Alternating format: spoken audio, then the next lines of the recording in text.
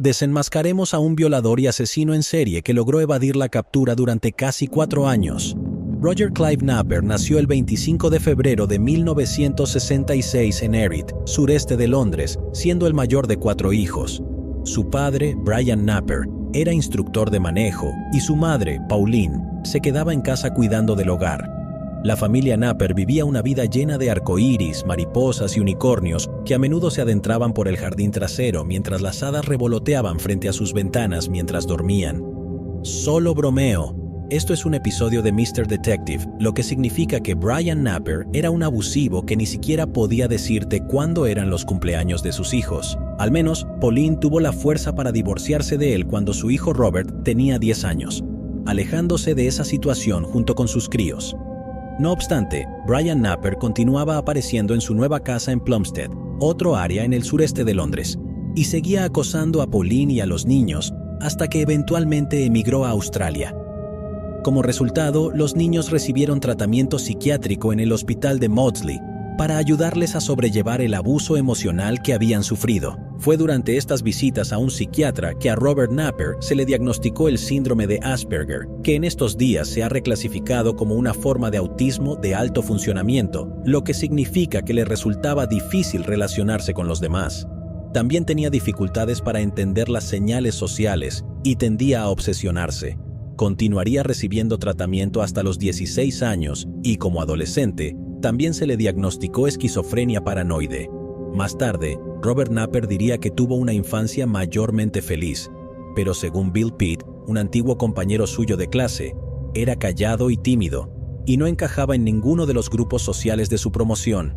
A menudo era acosado en la escuela y pasaba mucho tiempo solo. Supuestamente comenzó a comportarse mal cuando su madre fue hospitalizada por un problema renal. Más tarde, se saltaba la escuela y se metía en problemas por robar en tiendas. Según Robert, el punto de inflexión en su vida ocurrió cuando tenía 12 años. Al parecer, fue de campamento con amigos de la familia, y durante este viaje, el joven Robert fue agredido marginalmente por un amigo de Pauline. Cuando Robert le contó a su madre sobre el ataque, ella denunció al amigo ante la policía y posteriormente fue condenado por agresión. Lamentablemente, algo se rompió en Robert ese día y nació un monstruo. Pauline explicaría más tarde que después de ese desastroso viaje de campamento, Robert se convirtió en otra persona. Pasaba todo su tiempo en su habitación y cuando salía, acosaba a sus hermanos menores y a menudo se metía en problemas por espiar a su hermana menor cuando se bañaba o se vestía. Dejó la escuela a los 16 años y pasó a trabajar en varios empleos donde nunca duró mucho tiempo. Durante los siguientes 12 años trabajó como ayudante de cocina, operador de cables, cocinero auxiliar y operador de máquinas, empaquetador. Eso sí, todos sus empleadores explicaron que tenía dificultades para adaptarse. En realidad era buen trabajador, pero a menudo llegaba tarde y tenía la costumbre de tomar días libres sin notificar a nadie sobre su paradero o cuándo volvería. Sus colegas lo describían como bicho raro y explicaban que a menudo hablaba y discutía consigo mismo, como que se le veía gritando al cielo. No hablaba con ninguna de las mujeres del personal y a su vez, ellas se sentían incómodas y asustadas a su alrededor, refiriéndose a él nuevamente como el raro. Sin embargo, era su fascinación por los cuchillos y otras armas lo que nadie sabía y por lo que verdaderamente sentía pasión, concretamente mediante su frecuente visita a tiendas de suministros de caza y el envío de cuchillos por correo, guardando sus punzantes favoritos en una caja de herramientas roja. A menudo, paseaba por el sureste de Londres con esta caja de herramientas roja escondida en una bolsa deportiva negra de Jaguar, mientras se desplazaba hacia y desde los lugares de trabajo utilizando el transporte público para moverse por la ciudad. Fue durante estos viajes cuando Robert Naper tomó nota de sus futuras víctimas. Las acechaba durante días o semanas antes de atacar, elaborando mapas que detallaban los alrededores de sus hogares, incluyendo los mejores lugares para esconderse y observarlas. También las seguía marcando sus direcciones en una guía de la A a la Z de Londres que había comprado, lo que, por supuesto, significa que estaba haciendo un trabajo brillante documentando sus crímenes, pero eso lo veremos más adelante. Cuando la policía metropolitana eventualmente lo atrapó, Robert Naper ya había acechado a más de 80 mujeres, agredido sexualmente a 4 de ellas y asesinado a otras 3, y no dejó casi ninguna evidencia, lo que dificultaba que la policía lo atrapara y lo llevaran ante la justicia. Analicemos todas sus acciones punto por punto. Como saben amigos, hay mucho por ver y hacer en el centro de Londres, pero las áreas exteriores de la ciudad también tienen mucho que ofrecer a los turistas y a los locales que tienen tiempo libre. Hay 7 rutas a pie alrededor de Londres, todas diseñadas específicamente para que puedas recorrer los lugares turísticos siguiendo estas rutas marcadas. El Green Chain Walk está ubicado en el sureste de Londres y consta de 11 secciones diferentes que se extienden desde el Camino del Támesis hasta el cementerio de Nunhead. Hay varios parques y áreas protegidas de bosques comunes para nuestros espectadores internacionales a lo largo de la ruta, con secciones que pasan por áreas residenciales donde se conectan con el sistema de transporte de Londres, lo que facilita moverse por la ciudad utilizando estas rutas. Esto también significa que hay muchos rincones oscuros y senderos cubiertos de maleza a lo largo de la ruta, de modo que las propiedades ubicadas en los límites de estos parques se convirtieron en objetivos principales para Robert. A las 7 de la mañana del 10 de agosto de 1989, una joven madre conocida como Julia abrió la puerta de la cocina para dejar salir al gato al patio trasero de su apartamento en Purrett Road, que daba justo a un área conocida localmente como Plumstead Common. Técnicamente, estaba en el límite de los parques Winds y Plumstead, y los bordes estaban rodeados de frondosos árboles y una vegetación saludable. Los 2 hijos de Julia debían bajar, así que les preparó el desayuno y una vez que estaban sentados alrededor de la mesa, subió rápidamente a ducharse y alistarse para el día. A las 8:25, Robert salió de su escondite entre los abedules plateados y saltó la cerca baja que separaba el patio trasero del área común. Caminó tranquilamente hacia la cocina, pasando junto a los niños de 5 y 8 años que aún estaban ocupados con su desayuno, y se dirigió hacia arriba donde estaba Julia, quien ahora estaba vistiendo su artístico cuerpo. Julia escuchó un ruido extraño y se quedó congelada cuando vio a Robert parado en la puerta de su habitación. Tenía un paño beige atado alrededor de la mitad inferior de su rostro, y cuando Julia lo notó, sacó un cuchillo de su bolsillo y le ordenó que se acostara en la cama, o si no lastimaría a los niños. Julia hizo lo que le pidió, y Robert se acercó, levantó su remera y se la quitó por encima de la cabeza. La ató con un cable eléctrico, mientras le preguntaba educadamente su nombre, mientras le quitaba más, ropa más y más. Le hizo mucho daño, y una vez que acabó, la soltó y le ordenó que se parara en la esquina de la habitación y contara hasta 20. Antes de irse, sin embargo, se volteó hacia Julia y le dijo: ¿Quieres un consejo? No dejes tu puerta trasera abierta. Julia observó desde la ventana de arriba mientras él salía de la casa por la puerta de la cocina, trepaba de nuevo la cerca y desaparecía entre los árboles que rodeaban el área común de Winds. Aún temblando, bajó las escaleras para asegurarse de que sus hijos estuvieran a salvo y los encontró frente al televisor, viendo dibujos animados felizmente. Luego, llamó como loca a la policía. Los oficiales de policía que fueron a entrevistar a Julia tomaron muestras de ADN de ella. Ella describió a su agresor como aproximadamente de 1,78 metros de altura, de contextura media, y con el pelo corto y de color castaño claro. Parecía joven y ella calculó que tenía alrededor de 19 años. Los oficiales de policía le aseguraron que le informarían en cuanto supieran más sobre quién la había atacado. Las muestras de ADN se analizaron, pero solo lograron obtener un perfil parcial.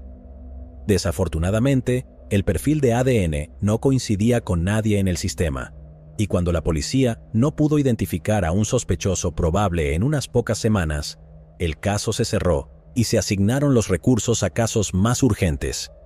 Es una triste realidad cuando se trata de la naturaleza de su trabajo, y no puedo culpar exactamente a la policía en este caso, ya que no había otras pistas que seguir. Todavía. Robert Napper seguiría acechando las casas a lo largo de Green Chain Walk, pero en octubre de 1989 confesó su crimen a su madre, contándole en primera persona cómo violó a una mujer en Plumstead Common. Pauline se sorprendió y terminó echando a Robert de la casa antes de renegar completamente de él. Luego fue a la estación de policía de Plumstead y le dijo al empleado de recepción de turno que tenía que denunciar un crimen. No sabía los detalles, solo que la mujer había sido atacada en Plumstead Common a principios de ese año y que su hijo había sido el culpable de violarla. Y aquí, amigos, es donde vino la confusión. Mencioné antes cómo el área donde vivía Julia era conocida como Plumstead Common, pero técnicamente su casa estaba ubicada en el límite de Winds Common. En segundo lugar, Ella había sido violada dentro de su casa, no en los terrenos comunes, como Pauline había informado incorrectamente. Por lo tanto, los oficiales que investigaron el caso no pudieron encontrar agresiones sexuales no resueltas que coincidieran con la información proporcionada por Pauline. Pero lo peor de todo es que no fueron a interrogar a Robert, de modo que siguió acosando a las mujeres solteras que vivían alrededor de Plumstead Common. En febrero de 1992, más de 2 años después de su primer ataque, una joven rubia atractiva estaba ocupada viendo televisión una noche cuando una de las ventanas de su sala de estar explotó. Instintivamente, miró hacia afuera a través de la ventana destrozada y vio a un hombre acechando entre los árboles que rodeaban su patio. Enojada, lo llamó para enfrentarlo, pero él desapareció entre la maleza. La mujer buscó en su sala de estar para ver si encontraba la roca o ladrillo que había usado para romper la ventana, incapaz de entender por qué lo había hecho. No encontró un ladrillo, pero sí encontró un agujero de bala en la pared, bastante cerca de donde había estado sentada, y una sensación de temor la invadió. Llamó a la policía y recuperaron la bala, pero sin ninguna otra evidencia para investigar. El caso fue catalogado como un acto de daño criminal y se cerró. La noche del 10 de marzo de 1992, Robert intentó violar a una joven de 17 años después de seguirla por un callejón oscuro. La empujó contra una pared y le quitó parte de su ropa. Al no poder lograr una erección duradera, huyó nada más descargar su semilla. Ella lo describió como un hombre blanco de aproximadamente unos 20 años y 1,78 m. Tenía cabello castaño oscuro, ojos marrones, tez limpia y sin ninguna mancha. Tenía acento del sureste de Londres y llevaba una chaqueta bomber negra y jeans azules. Dejó suficiente semen como para que la policía pudiera obtener su perfil de ADN y coincidía con el perfil de ADN del caso anterior de agresión sexual. Sin embargo, la policía aún no tenía un sospechoso. Aproximadamente a las 8 de la noche del 18 de marzo, intentó violar a otra joven de 17 años que intentaba escapar de su acosador, al atravesar Vista Common y abandonar el camino iluminado por el que había estado. Apareció en el sendero sombreado frente a ella. Llevaba una balaclava y sostenía un cuchillo, de modo que la forzó a acostarse boca arriba. Duró unos minutos antes de terminar y una vez más desapareció entre los árboles. Describió a su atacante como un hombre joven de raza blanca, alrededor de 19 años, con cabello rubio de longitud media. Se tomó una muestra de ADN de ella y una vez más coincidía con el agresor sin nombre que ya había atacado a otras 2 mujeres. El 24 de mayo a las 2 de la tarde, una madre de 22 años salió a dar un paseo diario con su hija de 2 años dormida en su cochecito. Vio a un hombre cruzando el camino frente a ella antes de que desapareciera entre los árboles, pero ella no le dio mucha importancia hasta que él apareció detrás de ella y le colocó un cordón alrededor del cuello. Instintivamente, soltó el cochecito y agarró el cordón, retrocediendo hacia el pecho de su agresor. Él la arrastró hacia los árboles y cuando ella comenzó a luchar, él la golpeó varias veces en la cara hasta dejarla aturdida. La violó y la dejó tendida en el suelo, escapando sin que nadie lo notara. Magullada y ensangrentada, logró caminar hasta la casa de su suegra antes de desmayarse. Llamaron a la policía y ella describió a su agresor como un hombre joven de raza blanca, delgado, con cabello corto y con un acento irregular. En su primera declaración, lo había descrito como muy alto, aproximadamente de la misma altura que el oficial que la entrevistó, es decir, de 1,91 metros. Más tarde, cambió su descripción del agresor, agregando que medía 1,70 metros y que llevaba una camisa y shorts azules. Una vez más, se recuperó ADN y coincidía con el agresor sin nombre. Ya había atacado a otras 3 mujeres en o cerca de Plumstead Common. El equipo de investigación del caso no solo tenía el ADN del agresor en sus registros, sino que las 4 víctimas les habían proporcionado una descripción similar. Emitieron una foto y un retrato hablado a los periódicos locales, quienes publicaron la imagen junto con la advertencia de que el agresor conocido como el violador de Green Chain estaba activo en el área de Plumstead y se le conocía por llevar un cuchillo. Las llamadas inundaban la comisaría de Eltham y donde se encontraba el equipo de investigación, y la lista de sospechosos se hacía cada día más larga. Uno de los detectives sugirió que llamaran a un perfilador psicológico para ayudarlos a reducir la lista, y el equipo de investigación se puso en contacto con el psicólogo clínico llamado Paul Britton, quien accedió a ayudar. Era bien conocido en círculos policiales por ser fundamental en la resolución de algunos casos de alto perfil, incluida la investigación sobre la casa de horror de Fred y Rose West. Una vez que se le informó sobre el caso y leyó los archivos relevantes, elaboró el siguiente perfil del violador de Green Chain. El hombre que estaban buscando tendría entre 18 y 25 años, pero no sería mayor de 28. Tendría una inteligencia baja a promedio, y si está empleado, tendría un trabajo insignificante que no le exija demasiado intelectualmente. Si tiene compañeras de trabajo, es probable que las evite y no se acerque a ellas a menos que lo confronten primero. En cuanto a sus crímenes, es arriesgado y no le preocupa ser capturado. Expresa una considerable rabia y enojo, obtiene placer del miedo que produce en sus víctimas y, según su último ataque, podría volverse más agresivo según las reacciones de su víctima, lo que significa que las mataría si se defendieran. Es muy probable que la policía ya lo haya encontrado antes y que ya tenga antecedentes con ellos. Es local y probablemente creció en el área y llamará la atención de la policía de 3 maneras: mediante información proporcionada por el público, al ser capturado durante un delito o mediante un proceso de eliminación basado en un examen de los registros policiales existentes. Pero a pesar de los esfuerzos de Paul Britton y los oficiales de policía del equipo de investigación, ninguna de las pistas que recibieron tuvo éxito. Y para agosto del 92, el detective principal del caso estaba bajo presión para cerrar el caso. No habían tenido otro ataque desde mayo, y los miembros del equipo eran necesarios en otros casos, así que se decidió reducir la lista de sospechosos a hombres blancos entre las edades de 19 y 30 años, que midieran entre 1,70 y 1,75.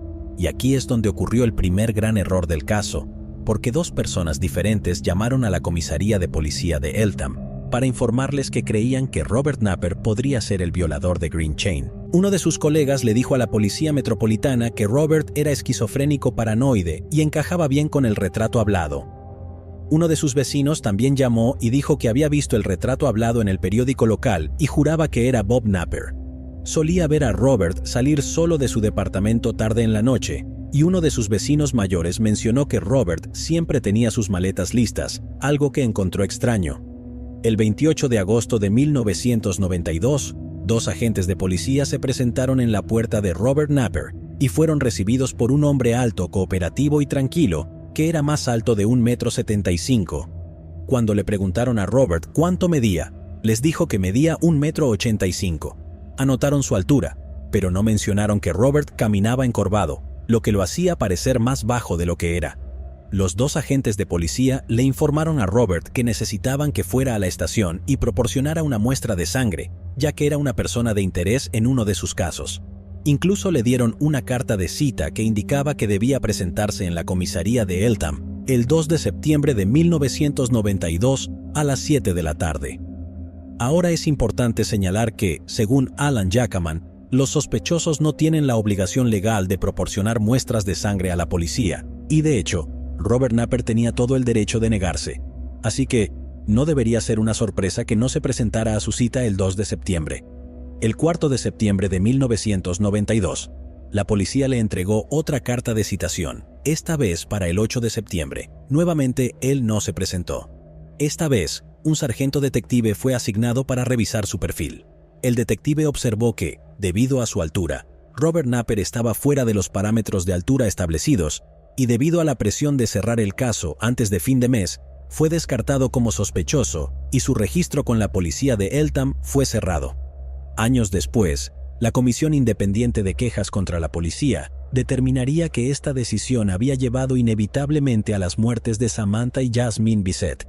A principios de ese año, el 15 de julio de 1992, apenas 2 meses después de atacar a una joven madre en Plumstead Common, Robert Napper pasó de acosar y agredir sexualmente a mujeres a asesinar a Rachel Nickel. Ella era una modelo a tiempo parcial de 23 años que vivía cerca de Wimbledon Common, en el suroeste de Londres, con su pareja Andre Hanscom y su hijo de casi 3 años, Alex, además de su mezcla de labrador, Molly. Alrededor de las 10:25 de esa soleada mañana de julio, Rachel estaba paseando a Alex y Molly cerca del molino de viento siguiendo la misma ruta por Wimbledon Common que siempre tomaba. Rachel acababa de enviar a Molly a correr para liberar su exceso de energía cuando un hombre se acercó por detrás. presionó una hoja contra su garganta y le ordenó que abandonara el camino pavimentado y se adentrara en los árboles. Si ella no obedecía, él decía, enfatizando sus palabras con la presión de la hoja, le haría daño a su hijo. Rachel miró fijamente los ojos avellana de Alex y asintió, llevando a su hijo más adentro en los árboles que bordeaban el camino, sintiendo todo el tiempo la hoja presionada contra su cuello. Una vez ocultos entre los árboles, el hombre comenzó a jalar su ropa, ordenándole que se la quitara. Al darse cuenta de que algo estaba mal, Alex comenzó a llorar y Rachel intentó calmarlo, pero los llantos del niño enfurecieron a Robert, quien agarró la caja de herramientas roja y golpeó a Alex en la cabeza con ella, dejando al niño inconsciente. Enfurecida, Rachel comenzó a atacar a Robert, tratando de mantenerlo alejado de su hijo. A diferencia de las otras víctimas hasta ahora, Rachel estaba haciendo mucho ruido, así que Robert luchó para dominarla y terminó apuñalándola más de 49 veces, matándola. Terminó de violarla antes de huir del lugar, dejando a Alex inconsciente tendido en el suelo a pocos metros del cadáver de su madre. El pequeño Alex despertaría solo y se sentaría junto a su madre tratando de vendar sus heridas con pañuelos y hojas caídas. Y ahí es donde Michael Murray y su perro lo encontraron y notaron un par de piernas desnudas asomando debajo de los arbustos. Cuando llegué a donde ella yacía, sus ojos no tenían vida en absoluto. Mi primer pensamiento fue para el niño. Creo que estaba en estado de shock. Dijo, «Levántate, mami». Intentaba levantarla, pero ella, por supuesto, ya estaba muerta en ese momento.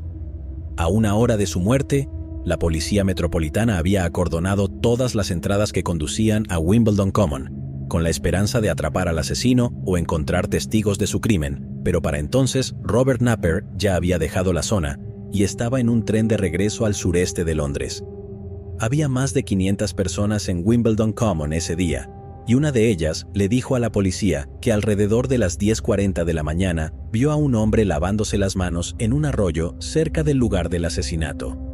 Cuando se acercó a él, se levantó y se dirigió hacia el cementerio que bordea el parque. Lo describió como un hombre blanco de entre 20 y 30 años, de 1,83 de altura, con el pelo corto hasta el cuello. Llevaba una camiseta crema o blanca y pantalones vaqueros holgados, y llevaba una bolsa negra. Otra mujer conocida como la señora H había estado paseando por el parque con sus 3 hijos. Caminaba cerca del estacionamiento del molino de viento cuando vio a un hombre blanco que se dirigía hacia ella. Llevaba pantalones oscuros y una camisa blanca abotonada, pelo corto oscuro y llevaba una bolsa deportiva de color oscuro. Estimó que tenía entre 20 y 30 años, unos 78 metros de altura y notó que caminaba encorvado. A medida que se acercaba a ella, lo saludó y notó su rostro infantil, pero él no respondió, evitando su mirada y siguió caminando. Ella y sus hijos estaban sentados en el estanque cuando lo vio regresar. Lo vio siguiendo a una joven rubia, pero regresó alrededor de las 10:20 antes de desaparecer entre los árboles cerca del molino de viento. Ella pudo proporcionar a la policía una descripción detallada que se utilizó para el retrato hablado. Un perro de la policía había rastreado un camino desde el lugar del asesinato hasta una zanja de drenaje, y luego un muro limítrofe junto al cementerio de Putney Vale. 2 testigos habían escuchado a alguien corriendo entre los arbustos en el cementerio en el momento del asesinato de Rachel, pero no vieron a quienquiera que fuera. La policía metropolitana logró encontrar varias huellas hechas tanto con botas de trabajo como con zapatillas cerca del arroyo, donde se vio al hombre sospechoso lavándose las manos y se hicieron moldes de la huella. El examinador encontró lo que creía que eran manchas de semen en la ropa interior de Rachel y pintura roja reflexiva en el cabello de Alex. Las manchas fueron enviadas para análisis de ADN, pero no se encontró suficiente ADN para obtener un perfil positivo, dejando al equipo de investigación sin evidencia sólida para continuar. No solo eso, sino que su único testigo del crimen era un niño de 3 años cuya única preocupación en ese momento era dónde estaba su perro. Pasarían semanas antes de que su padre, Andre, lograra que Alex describiera al hombre que había lastimado a su mamá. Según el joven Alex, era un hombre blanco delgado que llevaba pantalones azules y una camisa blanca, y llevaba consigo una caja roja. La descripción de Alex coincidía con las descripciones proporcionadas por otros testigos, y la policía utilizó esta información para reducir su lista de sospechosos. Debido a la naturaleza pública del ataque, la prensa mostró un gran interés en el caso, y el periódico, ahora desaparecido, News of the World, ofreció una recompensa de 15,000 libras por cualquier información que pudiera llevar al arresto del asesino. Como resultado, el equipo de investigación de la Comisaría de Policía de Wimbledon se vio inundado de información y se asignó un equipo de casi 50 detectives y personal de oficina para trabajar en el caso. Desde el primer día, la prensa seguía de cerca al equipo de investigación, tratando de obtener la mayor cantidad de información posible sobre su progreso, llegando incluso a acosar a los miembros del equipo de investigación y cazarlos en busca de respuestas. Andre, el compañero de Rachel, compareció en una conferencia de prensa pidiendo al público que proporcionara cualquier información que pudieran tener, diciendo que esta persona tenía que ser encontrada antes de que alguien más fuera asesinado y otra familia destruida. A pesar de toda la publicidad, el equipo de investigación todavía tenía poco para trabajar, y un mes después de la muerte de Rachel, todavía no tenían un sospechoso en mente. Entonces, la Asociación de Jefes de Policía, ACPO, por sus siglas en inglés, sugirió que utilizaran los servicios de un perfilador y una vez más llamaron a Paul Britton para ayudar en la investigación. Estudiaría el expediente del caso y proporcionaría al equipo de investigación de Rachel Nickell el siguiente perfil. Su sospechoso tendría entre 20 y 30 años y probablemente haya sido víctima de violencia en su infancia. Tendría habilidades sociales pobres y probablemente no podría relacionarse con las mujeres de manera normal. Es probable que sufra algún tipo de disfunción sexual y estaría atraído por la pornografía. Tendría una inteligencia y educación promedio, y si está empleado, sería en un trabajo solitario que no requiere muchas habilidades. Probablemente viva con un padre o solo en un apartamento. Sus pasatiempos e intereses serán de naturaleza inusual y podrían incluir artes marciales, fotografía y lo oculto. Lo más probable es que no tenga acceso a un auto y viva a poca distancia a pie de Wimbledon Common. Existe una probabilidad significativa de que tenga un historial de delitos sexuales, que podría incluir una condena anterior. Ha practicado agredir a mujeres antes, pero este sería su primer asesinato. En una postdata, Britton concluyó que, en mi opinión es casi inevitable que esta persona mate a otra mujer joven en algún momento futuro, debido a sus fuertes desviaciones y fantasías agresivas. Continuó explicando que hay miles de hombres socialmente inadaptados, solitarios, poco atractivos y aislados en el área de Londres. Sin embargo, el perfil proporcionado debería reducir la lista de sospechosos, ya que las posibilidades de que dos hombres que encajen en su perfil estén en Wimbledon Common al mismo tiempo y en el mismo día son casi nulas. Pero se demostraría equivocado. El 3 de septiembre de 1992, el asesinato de Rachel Nickell fue presentado en Crime Watch y el equipo de investigación recibió más de 800 respuestas, 3 de las cuales señalaron al mismo hombre, alguien que no solo coincidía con el retrato hablado que se había publicado en los periódicos locales, sino que también había estado en Wimbledon Common el día en que Rachel Nickell fue asesinada. Además, coincidía con el perfil de Paul Britton, su nombre era Colin Stagg, y pronto todos los recursos disponibles para la investigación de Rachel Nickell se centraron únicamente en él. No se pueden explicar completamente los errores que se cometieron en la investigación del asesinato de Rachel Nickell sin explicar el caso que se construyó alrededor de Colin Stagg. Otra mujer, llamémosla Janice, se presentó y también señaló a Colin Stagg. Janice lo había conocido a través de un anuncio de contactos para solteros y los dos habían intercambiado algunas cartas discutiendo sus pasados románticos e intereses sexuales. Confirmó que no solo el retrato hablado se parecía a él, sino que también cumplía con los criterios mencionados en el perfil, incluyendo un interés en lo oculto, y confesó que sus intereses en el BDSM y los juegos con cuchillos la asustaban, lo que la llevó a terminar la relación. Colin fue interrogado por la policía y admitió que habían estado en Wimbledon Common el día en que Rachel Nickell fue asesinada, pero negó la acusación de que tuviera algo que ver con el asesinato. Paul Britton estuvo de acuerdo con la policía metropolitana en que Colin encajaba bien en su perfil, pero no tenían ninguna prueba física que lo vinculara al caso. Así que con la ayuda de Paul Britton, la policía decidió tenderle una trampa a Colin para lograr que confesara el asesinato de Rachel Nickell, y así es como nació la ahora infame Operación Edsel. En resumen, un oficial encubierto de la Unidad de Operaciones Especiales de la Policía Metropolitana contactó a Colin y se presentó como Lizzie Jane, una amiga de Janice. Supuestamente, Janice le había contado todo sobre Colin y sus intereses, y aunque Janice lo había rechazado, Lizzie estaba dispuesta a ser un poco ruda en la cama. Durante los siguientes 5 meses, Lizzie estaría en contacto constante con Colin para obtener más información sobre él. Se encontrarían en citas, hablarían por teléfono y se enviarían cartas llenas de descripciones explícitas de lo que les gustaría hacerse mutuamente. Lo cual es lo peor en términos de engaño en línea, ya que Colin estaba desahogando su corazón frente a un grupo de detectives de policía. Según Paul Britton, el plan era que, a medida que su confianza mutua pareciera crecer, la oficial gradualmente revelaría más de su historia, que incluiría un grave delito sexual violento. Esto ayudaría a crear un ambiente donde el sospechoso pudiera sentirse seguro e incluso jactarse al revelar su pasado. Lizzie comenzaría a presionar a Colin sobre el asesinato de Rachel Nichol, tratando de hacer que él admitiera haberla matado. Insinuaría compartir el interés de Colin en lo oculto y admitiría cuánto le excitaba la idea de sacrificar, torturar y matar a alguien. Durante una de sus conversaciones, Lizzie le diría a Colin que, si tan solo hubieras cometido el asesinato en Wimbledon Common, si tan solo la hubieras matado, estaría bien. Implicando que después de meses de negarse a tener sexo con él, por fin debería ceder.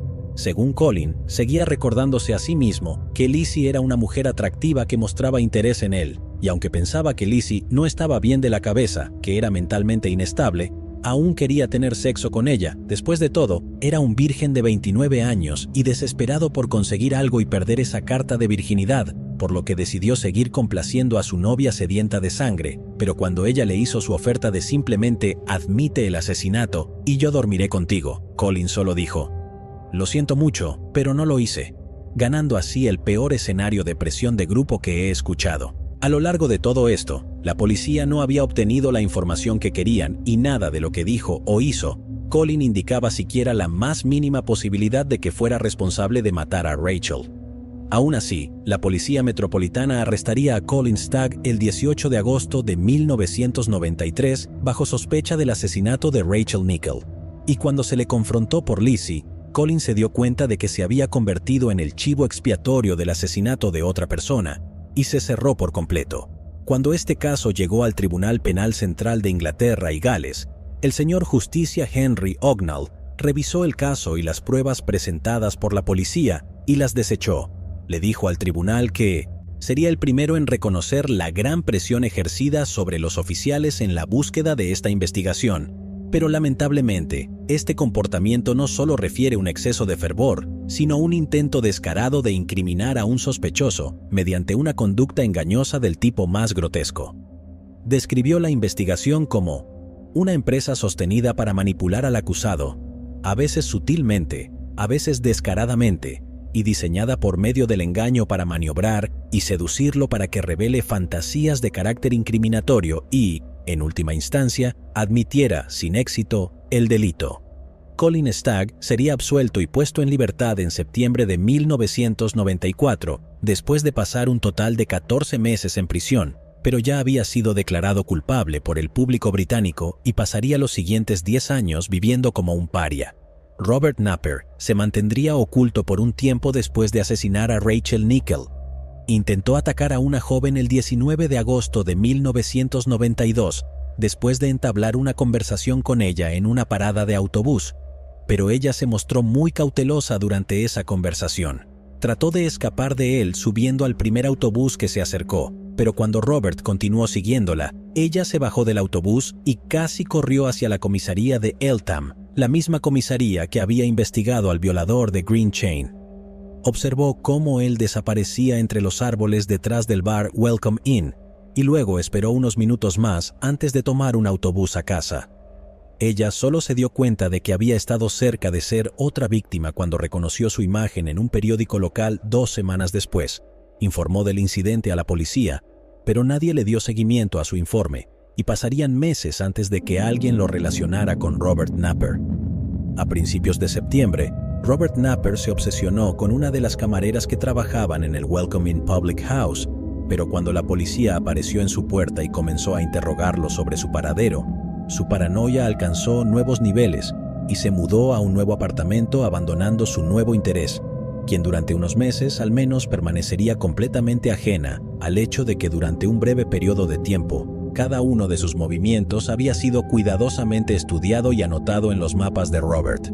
Pero el tercer día de noviembre de 1993, Robert Napper se encontraba escondido en un bosque de abedules plateados, mirando hacia el apartamento en la planta baja donde vivían Samantha Bissett, de 27 años, y su hija de 4 años, Jasmine. Con base en el título de la sección, ya sabes que él las asesinó. Pero donde el asesinato de Rachel Nickell había generado simpatía e interés internacional, el doble asesinato de Samantha y Jasmine Bissett apenas fue mencionado en los medios de comunicación, e incluso los documentales apenas tocan el tema de Samantha y Jasmine, convirtiéndolas en una nota al pie en la historia de cómo se llevó a Robert Napper ante la justicia. Samantha Bissett nació en Dundee, Escocia, el 25 de febrero de 1967. Le encantaba pintar, era un interés que compartía con su padre, pero cuando tenía 14 años, su padre falleció y perdió todo interés en seguir el arte, convirtiéndose en una adolescente rebelde y abandonando la escuela y volviéndose adicta a las drogas en el proceso. Así que, alrededor de los 17 años, ella dejó su hogar y se unió a una próspera comunidad de hippies que abrazaban su estilo de vida bohemio por completo. Viajaron por toda Inglaterra en autobuses y asistieron a varios festivales de música, y en su mayor parte, ella encontró este estilo de vida idílico. Cuando tenía 21 años, su dependencia de las drogas se convirtió en un problema y fue a un centro de rehabilitación en Salisbury para limpiarse y retomar su vida. Mientras estaba allí, comenzó una relación con un trabajador social y ambos se mudaron a Londres para comenzar una nueva vida juntos. Rompieron poco después y luego Samantha se dio cuenta de que estaba embarazada. Su expareja no sintió que pudiera mantenerla a ella y a su hija financieramente, así que las abandonó. Y Samantha, de 22 años, se vio obligada a evaluar su vida y decidir qué quería hacer, y eso era brindarle a su hija todas las ventajas en la vida que pudiera. Se mudó a un lugar para madres solteras y poco después conoció a Conrad Ellem, un hombre que se convirtió en su novio y la ayudó a criar a Jasmine. Samantha logró conseguir un apartamento para ella y Jasmine y se mudaron de la casa al apartamento 1A en Heathfield Terrace, en Plumstead. Samantha estaba dedicada a su hija y su mayor ambición era encontrar una forma de que ambas tuvieran una vida mejor. Investigó sobre escuelas privadas en la zona y pronto se dio cuenta de que no podría permitirse enviar a Jasmine allí. Así que Samantha comenzó a colocar anuncios personales, básicamente convirtiéndose en una acompañante para brindarle un futuro mejor a su hija. Pronto sus vecinos notaron cómo hombres llegaban a su apartamento a todas horas del día, pero ella era una buena vecina y una madre dedicada, así que la dejaron en paz. En octubre de 1993, Samantha por fin logró conseguirle a Jasmine un lugar en una escuela privada en Sussex, y esperaba encontrar trabajo como asistente en la escuela para no solo ganarse la vida mejor, sino también estar cerca de Jasmine, acercándolas un paso más a la vida que ella creía que Jasmine merecía. Por supuesto, todos sus planes se desvanecerían en el momento en que Robert Napper pusiera una mano en el barandal del balcón y se introdujera en su apartamento a través de las ventanas de Heathfield Terrace, a las 7 de la mañana del 4 de noviembre de 1993. Conrad Ellem terminó su turno después de trabajar toda la noche en la fábrica de plástico y se dirigió hacia el apartamento de Samantha y Jasmine. A diferencia del resto de los apartamentos en Heathfield Terrace, el departamento 1A tenía su propia entrada y descendió por una corta escalera hacia la puerta principal. Intentó desbloquear la puerta, pero pronto se dio cuenta de que, aunque estaba desbloqueada, el cerrojo había sido tirado. Llamó a Samantha, pero cuando ella no respondió, miró por la ranura de la puerta. No pudo ver a Samantha ni a Jasmine, pero notó que la ropa estaba esparcida por el corto pasillo. Terminó usando su llave del cerrojo para entrar al apartamento y se dirigió hacia la cocina, apenas mirando hacia el dormitorio a su izquierda. Notó una mancha oscura en la alfombra del pasillo y, aún preguntándose por eso, descubrió que la cocina también tenía montones de ropa esparcida por todas partes. El armario donde Samantha guardaba la ropa extra de su hija estaba abierto y vacío, y Conrad se dirigió hacia la sala de estar. Allí encontró el cuerpo de Samantha escondido debajo de la pila de ropa. Se apresuró de regreso a la cocina, y llamó a la policía. Fue solo después de colgar el teléfono que se dio cuenta de que todavía no sabía dónde estaba Jasmine. La encontró en la cama de Samantha, su cuerpo sin vida cubierto por un edredón y parcialmente por su colección de juguetes de peluche. Conrad, sintiéndose enfermo, salió del apartamento y se sentó en el escalón de enfrente, fumando un cigarrillo tras otro, mientras esperaba a que llegara la policía, tratando de procesar el hecho de que acababa de perder a toda su familia. El detective superintendente, Mickey Banks, lideraría la investigación de los asesinatos de Samantha y Jasmine, y describió la escena una vez que la policía comenzó su investigación de la siguiente manera. Entré a la sala de estar y el cuerpo estaba expuesto. Quiero decir, fue la escena más horrenda que he visto en 32 años de servicio policial. Fue terrible, como si se hubiera realizado una autopsia a la pobre chica. Fue absolutamente horrendo. Su primera sospecha fue que Samantha había sido asesinada como parte de una disputa doméstica. La mano de Conrad estaba manchada de rojo por el tinte utilizado en la fábrica, pero la policía pensó que podría ser sangre, por lo que fue arrestado poco después de que la policía llegara a la escena.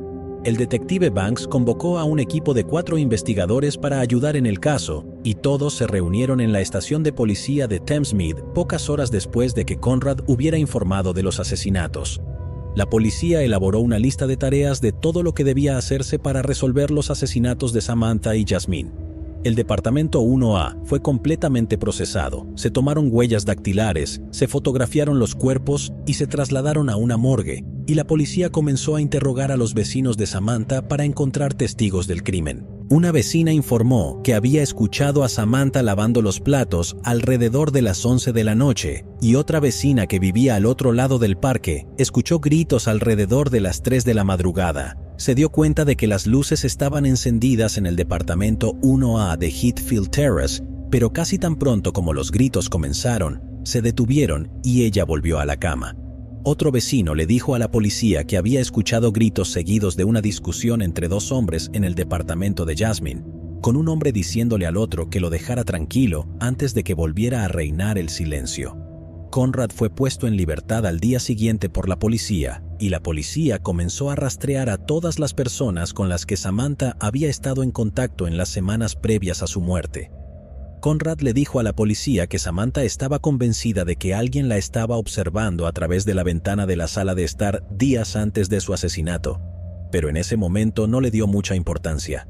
Ahora, por supuesto, lamentaba no haber tomado en serio sus afirmaciones y se negaba a regresar al apartamento. Luego llegó el informe forense, que confirmó que Samantha había sido asesinada en el pasillo justo afuera de la puerta del dormitorio. Su agresor la apuñaló un total de 8 veces, matando a Samantha antes de atacar a su hija, que estaba dormida en su cuna y debió haberse despertado por el ruido. Jasmine fue violada y luego sofocada antes de que su cuerpo fuera cubierto con un edredón. El cuerpo de Samantha fue arrastrado hasta la sala de estar, donde el agresor cerró las persianas de las ventanas y procedió a mutilar el cuerpo de Samantha. Una vez que el agresor terminó, se lavó las manos en el pequeño baño dejando gotas de sangre por todas partes y en un momento dado pisó un charco de sangre de Samantha, dejando huellas por todo el apartamento. Las huellas pertenecían a una zapatilla de deporte Phantom de talla 7 o 9, confirmando que el perpetrador era un hombre. La policía también hizo múltiples llamados al público en busca de más información, pero no se presentó ninguna información útil. El único ADN extranjero que se encontró en el apartamento pertenecía a Conrad, y las huellas dactilares que se encontraron en todo el apartamento coincidían con amigos y vecinos de Samantha y Jasmine. No se encontraron huellas dactilares extranjeras. Uno de los miembros del equipo forense, el detective sargento Lionel Barclay, se acercó al detective superintendente Banks y le dijo que sospechaba que el asesinato de Rachel Nickel y los asesinatos Bissett podrían haber sido cometidos por la misma persona. Explicó que había sido parte del equipo forense en el caso de Nickel y las similitudes entre los 2 casos eran evidentes. Ambas víctimas eran madres jóvenes, rubias y atractivas, con hijos pequeños, y ambas habían sido apuñaladas brutalmente hasta la muerte. El detective Banks estuvo de acuerdo y acordó reunirse con el equipo que estaba investigando el asesinato de Rachel Nickel.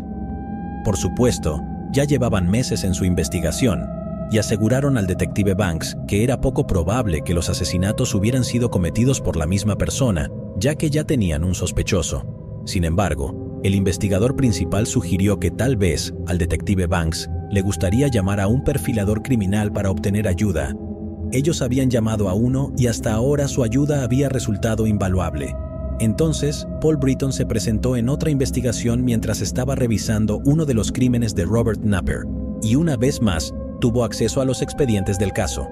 Una vez que vio lo que Robert le había hecho al cuerpo de Samantha, se dio cuenta de que no estaban lidiando con un asesinato común y estaba más que dispuesto a proporcionar una perfilación para su sospechoso.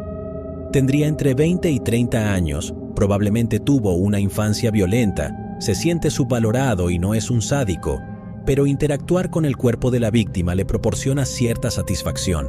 Tiene una inteligencia promedio y la capacidad de mantener un trabajo poco calificado. Tiene algún tipo de condición psicológica que le impide establecer relaciones con los demás. No quiere ser famoso, de hecho, preferiría ser invisible. Probablemente tiene un historial de eventos en contra de las mujeres. Es un observador y acosador y siente un impulso abrumador de atacar a las mujeres. Aunque algunos de sus otros ataques podrían ser menores, es muy probable que vuelva a matar. Todo esto solo confirmaba lo que el detective Banks ya sabía, que estaban lidiando con un bastardo enfermo. A diferencia del equipo de investigación que trabajaba en el asesinato de Rachel Nichols, el detective Banks simplemente archivó el perfil de Paul Britton y decidió centrarse en los hechos en su lugar. Según el detective Jackman, la falta de cobertura de prensa es una espada de doble filo. La prensa puede ser intrusiva y ralentizar la investigación, incluso llegando al punto de desarrollar sus propias teorías, a veces descabelladas. La ventaja es que, con el interés de la prensa, el caso recibe oxígeno. Un mes después de los asesinatos, la investigación ya estaba sufriendo por falta de oxígeno y el caso estaba muriendo lentamente. Todas las pistas disponibles habían sido seguidas, todos los posibles sospechosos habían sido descartados y todos los análisis forenses habían dado negativo. A pesar de la naturaleza horrible de los asesinatos de la Bissett, Samantha había sido etiquetada como una mujer de moral fácil y los medios de comunicación habían perdido interés en el caso el mismo día después de los asesinatos. Desesperado por respuestas, el detective Banks contactó a la BBC y solicitó que el caso fuera presentado en el programa Crime Watch. Supuestamente, la BBC no estaba interesada en el caso al principio, pero cuando el detective Banks mencionó que Paul Britton había estado involucrado en el caso y estaba dispuesto a aparecer en el programa, despertó su interés y el episodio de los asesinatos Bissett se programó para ser transmitido el 8 de febrero de 1994. Pero a pesar de cientos de llamadas que llegaron después del episodio, ninguna de las pistas resultó valiosa. Incluso un llamante llegó al extremo de decir que había visto al asesino esa misma tarde y estaba más que dispuesto a proporcionar a la policía la descripción y la dirección de su hogar. Resultó ser el actor que interpretaba al asesino en el episodio de Crime Watch. Como dice el refrán, la locura es hacer lo mismo una y otra vez esperando resultados diferentes. No importa si Einstein lo dijo primero, eso es tema de debate. Pero en mayo de 1994, el detective Banks demostró que estaba equivocado cuando por fin tuvieron un avance en el caso que estaba investigando. Estaba repasando el informe forense por enésima vez y se preguntaba cómo era posible que cada conjunto de huellas dactilares hubiera sido positivamente identificado, algo inaudito en cualquier investigación. Llamó al jefe de la sección de huellas dactilares y les pidió que volvieran a analizar las huellas. El 20 de mayo de 1994, se difundió la noticia de que un conjunto de huellas dactilares había sido mal identificado. Eran casi idénticas a las de Samantha y como resultado, se había determinado erróneamente que eran suyas. Las huellas se encontraron en el riel del balcón, en el marco de la puerta del dormitorio y en la garganta de Yasmín. Ahora la investigación se centraba en encontrar a quién pertenecían esas huellas. Supuestamente, el jefe de la sección de huellas dactilares celebró el descubrimiento como otro gran día para la sección, pero el detective Banks supuestamente gritó al jefe de la sección que no era un triunfo, sino una maldita vergüenza. Las huellas dactilares se compararon con el índice criminal nacional y por fin dieron con el sospechoso, Robert Napper. Resulta que el 2 de diciembre de 1992, Robert Napper había entrado en una tienda de impresión y había encargado 50 hojas tamaño A4 con el logotipo y el escudo de la Policía Metropolitana, junto con las palabras División de Greenwich impresas debajo. El dueño de la tienda de impresión pensó correctamente que esta solicitud era sospechosa y, poco después de que Robert abandonara la tienda, se puso en contacto con la policía. Pronto llegaron agentes de la estación de Plumstead y esperaron a que Robert viniera a recoger su pedido, pero lo capturaron y arrestaron bajo sospecha de hacerse pasar por un oficial de policía. Se emitió una orden de registro para su apartamento. La policía encontró una pistola Irma calibre 22 junto con 200 rondas de munición, una ballesta, varios cuchillos, un dispositivo de escucha y un mapa de Londres de la A a la Z con diversas marcas y rutas dibujadas a mano. A Robert Napper fue acusado de posesión ilegal de un arma de fuego y munición sin licencia y pasó 25 días en la cárcel, asegurándose de que sus huellas dactilares fueran parte del Índice Nacional de Crímenes para siempre. El equipo original fue llamado de vuelta y ahora la investigación se centró en descubrir quién era exactamente Robert Napper. Jackman llamó al colaborador de la estación de policía de Plumstead para solicitar más información sobre Robert Napper. Condujo hasta la estación para regresar en menos de una hora con el expediente de Robert Napper en la policía de Plumstead, así como una foto suya. La foto fue colocada en el tablero y Pam Robinson, una de las indexadoras que había trabajado en la oficina de policía de Thamesmead, supuestamente se acercó y dijo: «Ese es el violador de Green Chain. Sé que parece un poco fácil, pero no estábamos allí. Jackman sí lo estaba, así que simplemente lo aceptaremos». Supuestamente, Pam recuperó el cartel de búsqueda de la pared de la oficina y lo colocó junto a la foto de Robert Napper. Y sí, eventualmente la mayoría del equipo llegó a estar de acuerdo en que se parecía al retrato hablado. Se contactaron con la Oficina de Registros Criminales y se solicitó toda la información que tenían sobre Robert Napper. El sargento Banks acordó reunirse con los dos principales detectives a cargo de la investigación del caso del violador de Green Chain, que ya estaba cerrado.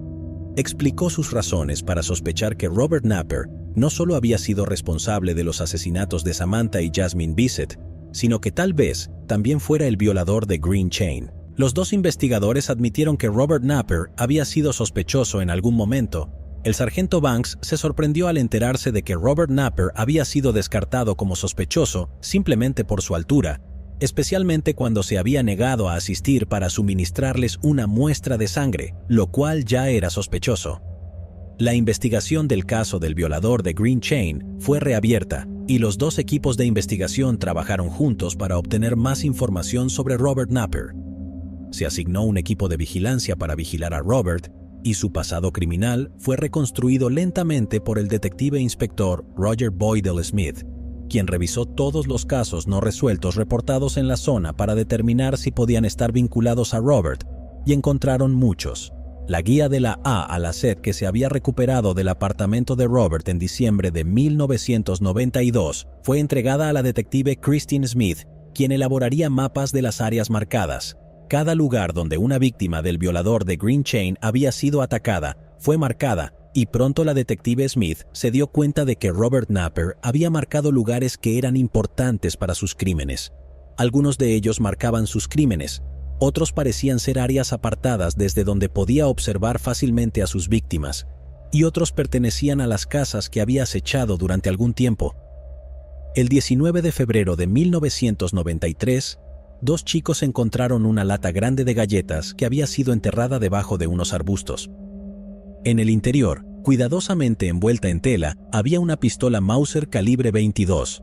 Se llamó a la policía y el laboratorio de armas de fuego de la policía la examinó en busca de huellas dactilares y posibles vínculos con casos abiertos. El detective Boydell Smith logró vincular uno de los casos sin resolver a la ubicación donde los chicos encontraron el arma, el caso en el que le dispararon a una mujer a través de la ventana de su sala de estar. Envió la bala para su análisis forense y resultó ser compatible con la Mauser. También envió las huellas dactilares que estaban en el interior de la lata de galletas para su identificación, y resultaron ser una coincidencia con Robert Napper. El 31 de agosto de 1993, Robert Napper también fue señalado como persona de interés después de que un hombre lo vio trepando el muro del patio de un vecino y llamó a la policía. Una vez que llegó la policía, encontraron a Robert escondido cerca en un callejón. Cuando fue interrogado, los agentes de policía notaron que actuaba de manera extraña. El oficial de policía que registró el incidente lo encontró lo suficientemente inquietante como para presentar un informe detallado describiendo a Robert como alguien tranquilo y retraído, pero posiblemente capaz de violencia extrema. También señaló que Napper debería ser considerado en futuros casos de violación o indecencia. El detective Boydell Smith también vinculó a Robert con la mujer que había informado que él la acosaba en Eltham, y luego lo vincularían más tarde con el robo de una cartera que pertenecía a la camarera del Welcoming Public House, a la que había acechado en septiembre de 1993. Su casa también estaba marcada en su guía de la A a la Z. El 24 de mayo de 1994, el equipo de vigilancia informó que Robert había cambiado repentinamente sus hábitos, donde solía salir para trabajar a las 7 de la mañana, regresaba a las 9 de la noche y luego no salía de su departamento hasta la mañana siguiente. Pero esa noche salió de su departamento y dio un paseo rápido vestido con una sudadera oscura, una gorra de béisbol y llevando una bolsa deportiva. El equipo no quería correr el riesgo de que atacara a alguien mientras construían un caso contra él, así que decidieron arrestarlo al día siguiente, solo 4 días después de identificarlo como sospechoso.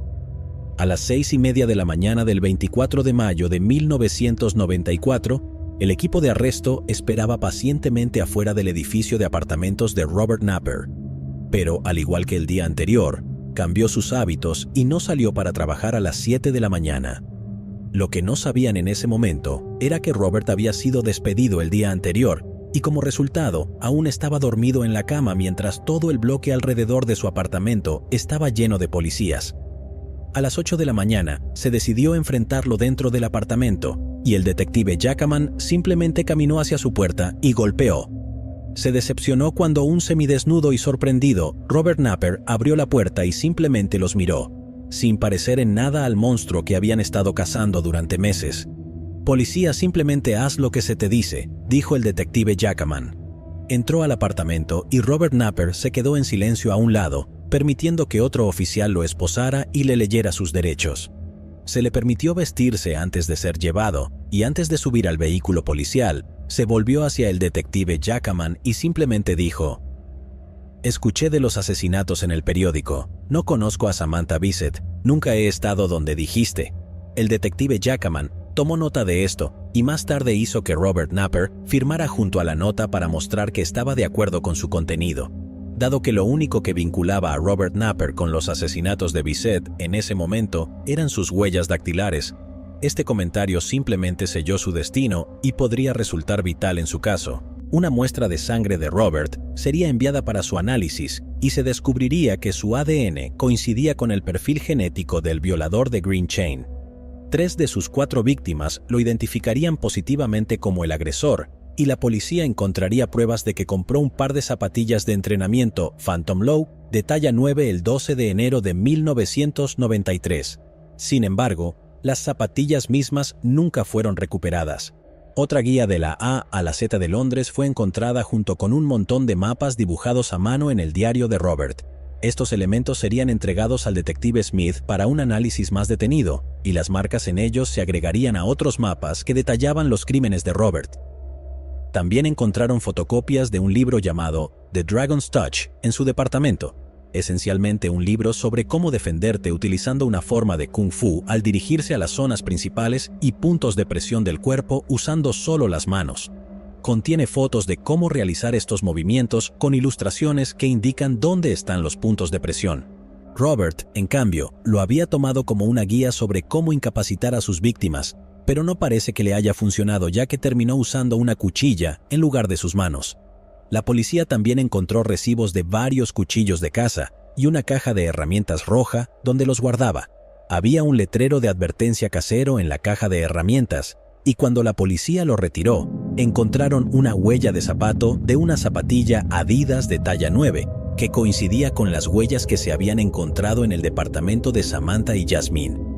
Robin Napper estaba ahora completamente atrapado, y 5 psicólogos diferentes lo evaluarían para determinar si estaba en condiciones de ser juzgado, porque si no estaba apto para ser juzgado, lo enviarían a Broadmoor para siempre.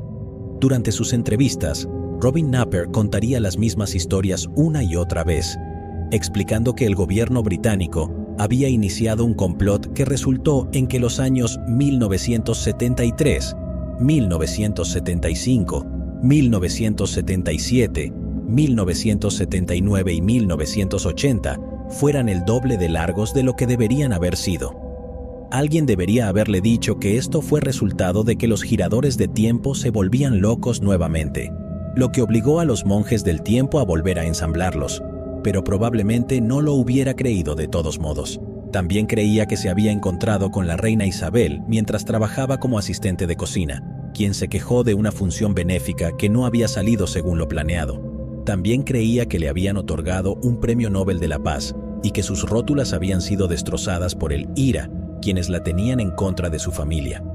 Lo habían envenenado en varias ocasiones y la gente generalmente hablaba a sus espaldas, ya que sabían que era el violador de Green Chain. El Dr. Joseph encontró que Robert Napper estaba delirante y a menudo intentaba normalizar u ocultar sus delirios. Afirmaba no saber por qué lo habían arrestado y se negaba a abrirse cada vez que se discutían sus crímenes con él. Sin embargo, otros psicólogos notaron que era más capaz de disfrazar sus delirios para parecer normal y que era capaz de elegir cierta manera de actuar frente a los psicólogos, lo que lo hacía apto para ser juzgado. El 3 de octubre de 1995, Robert Napper se declaró culpable de homicidio involuntario debido a una disminución de responsabilidad, según la Ley de Salud Mental de 1957. Esto significaba que no se llevaría a cabo un juicio y el equipo que trabajaba en la investigación de Bissett no tendría que defender su caso en el tribunal. El 9 de octubre de 1995, Robert Napper se declaró culpable de 2 intentos de violación y una violación. También se declaró culpable de homicidio involuntario en relación con los asesinatos de Samantha y Jasmine Bissett. Fue sentenciado con una orden de restricción según la sección 37 o 41 de la Ley de Salud Mental y debía ser detenido en el hospital Broadmoor por el resto de su vida. Según el detective Jackman, el antiguo equipo de investigación de Bissett estaba obsesionado con la idea de que Robert Napper era responsable del asesinato de Rachel Nichol, lo que llevó a otros investigadores a decirles bromeando que fue Napper quien lo hizo, cuando enfocaron su atención en un sospechoso improbable. Pero pronto resultó que no eran los únicos que pensaban que había estado involucrado en su asesinato. El 20 de diciembre de 1995, 2 detectives visitaron a Robert Napper en el hospital Broadmoor y le preguntaron si tenía algo que ver con el asesinato de Rachel Nichol en 1992.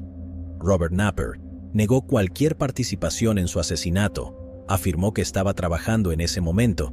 La empresa para la que trabajaba había cerrado en septiembre de 1992 y los registros de trabajo habían sido destruidos. Como resultado, sus antiguos colegas y su jefe no podían confirmar si había estado trabajando o no, y sin evidencia concreta que lo vinculara al asesinato de Rachel Nichol, la segunda investigación sobre su asesinato se cerró. Pero la familia de Rachel Nichol no olvidó y se aseguró de que el público recordara constantemente que su asesino no había sido encontrado.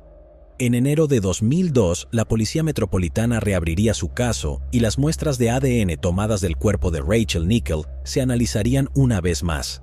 El informe forense indicó que las muestras tomadas poco después del asesinato no arrojaron resultados positivos, ni siquiera un perfil del propio ADN de Rachel. Pero en julio de 2004, la Policía Metropolitana se acercaría a LGC Forensics, una empresa privada de análisis forense, para realizar una nueva serie de pruebas en la ropa de Rachel. Esta vez se encontró una pequeña muestra de ADN. El ADN se comparó con la base de datos nacional de ADN del Reino Unido, que se estableció en 1995. Desde su inicio, era obligatorio que los criminales condenados y las personas en espera de juicio proporcionaran muestras de su ADN, y para 2005, la base de datos contenía 3.1 millones de muestras de ADN. Dado que Robert Napper ahora era un criminal condenado, su perfil de ADN se había agregado a la base de datos. LGC Forensics lo vinculó al asesinato de Rachel Nichol. El caso fue reabierto y la Policía Metropolitana se apresuró a encontrar cualquier evidencia que pudiera demostrar de manera concluyente que Robert Napper había sido responsable de un asesinato. El nuevo equipo de investigadores fue a hablar con los antiguos colegas de Robert y su supervisor mencionó que solía mantener un planificador anual en el que registraba las horas de trabajo de los empleados. Lo encontraron enterrado en una caja en su ático y mostraba que, en la fecha, Robert no había ido a trabajar. Los zapatos que habían sido dejados en el departamento de Robert el día de su arresto fueron sacados del almacenamiento y se compararon con los moldes de las huellas que se habían hecho el día en que Rachel fue asesinada. Se descubrió que uno de los zapatos de Robert coincidía. Además, la pintura roja reflexiva que se había tomado del cabello de Alex fue enviada a LGC para compararse con la caja de herramientas de Robert y también resultarían ser coincidentes. En diciembre de 2007, Robert Napper sería acusado del asesinato de Rachel Nickel y el 18 de diciembre de 2008 se declararía culpable del cargo de homicidio bajo la premisa de disminución de responsabilidad. Una vez más, sería condenado a pasar el resto de su vida en el Hospital Broadmoor. La familia de Rachel Nickel tuvo algún cierre asegurado en el hecho de que el hombre responsable de su muerte estaba entre rejas. La Autoridad Independiente de la Policía investigaría las acciones del Servicio de Policía Metropolitana y el 3 de junio de 2010 encontrarían los siguientes errores que llevaron a las muertes de Rachel Nickel, Samantha y Jasmine Bissett. Fallo al no investigar el informe de la madre de Napper sobre la confesión de su hijo a la violación en Purrett Road en 1989, así como la eliminación inconcebible de Napper de las investigaciones sobre la serie de violaciones en Green Chain Walk debido a que medía más de 1,75 metros. No se tomaron acciones disciplinarias, ya que la mayoría de los oficiales ya se habían jubilado o fallecido en el momento en que se realizó la investigación. Pero según el detective Jackman, ningún detective se propuso socavar deliberadamente una investigación, pero desafortunadamente, debido a la naturaleza misma del trabajo, malas decisiones pueden producir resultados catastróficos. La cita continúa. Mirando hacia atrás desde la seguridad de un sillón, es fácil criticar hasta que uno ha trabajado en el caldero de demandas conflictivas con restricciones de tiempo añadidas. Quizás uno no debería ser tan rápido para juzgar, pero como sabemos, las acciones hablan más fuerte que las palabras, y hemos cubierto múltiples casos que indican que quizás a veces la policía sea corrupta o simplemente mala en su trabajo. Pero es bueno saber que de vez en cuando aparece un equipo dedicado a hacer bien su trabajo, y el equipo de investigación que formó parte de la investigación Bissett definitivamente fue uno de los buenos. Llegados aquí, ¿acaso no has visto este otro crimen? Yo no me lo perdería,